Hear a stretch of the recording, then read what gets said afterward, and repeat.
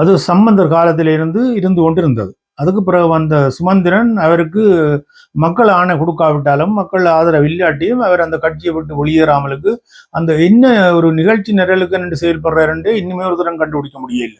அவர் மத்தியில் உள்ள சிங்கள ஆட்சியாளர்களுக்காக அந்த அப்படி செயல்படுறாரோ அல்லது தமிழர்களை உள்ள ஒரு கட்சி இல்லாமலுக்கு செய்யணும் என்று செயல்படுறாரு தெரியல. ஏதோ ஒரு காரணம் இந்த தமிழர்களுக்கு ஆதரவானவர் அல்ல என்றது மட்டும் படிவா தெரியுது. அப்போ பாராளுமன்ற தேர்தலில் அவர் நிராகரிக்கப்பட்டிருந்தவர். அதுக்கு பிறகும் பாருங்கோ அவரை சொல்லுவோம் சாணக்கியர் என்று சொல்லி, அவர் சாணக்கியனை தான் வச்சிருக்கிறார். மட்டக்களவு பக்கத்துல இருந்து வச்சிருக்கிற சாணக்கியனை இவரும் ஒரு அரசியல் சாணக்கியன் என்று சொல்லிவிடும். தந்திரமாக காய் நகர்த்தல்கள் தான் அதுக்குள்ள நிற்கணும் என்றதை அப்படி எல்லாம் படிவாக செய்து கொண்டிருந்தவர்.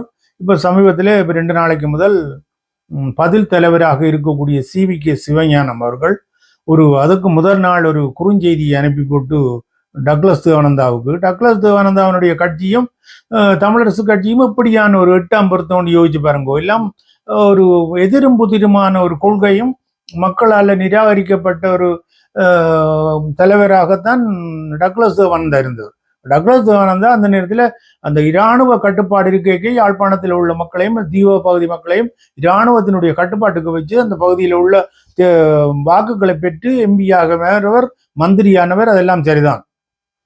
ஆனா பொதுவாக ஒரு மக்கள் மத்தியில ஒரு சுதந்திரமாக வாங்கக்கூடிய அளவில் இருக்கையில் அந்த இராணுவ கட்டுப்பாட்டுக்கு வாக்களித்த மக்கள் பழகி போய் டக்ளஸ் தேவானந்தாவுக்கு சொல்லி ஒரு கணக்கான மக்கள் இருந்து கொண்டிருந்தவர்.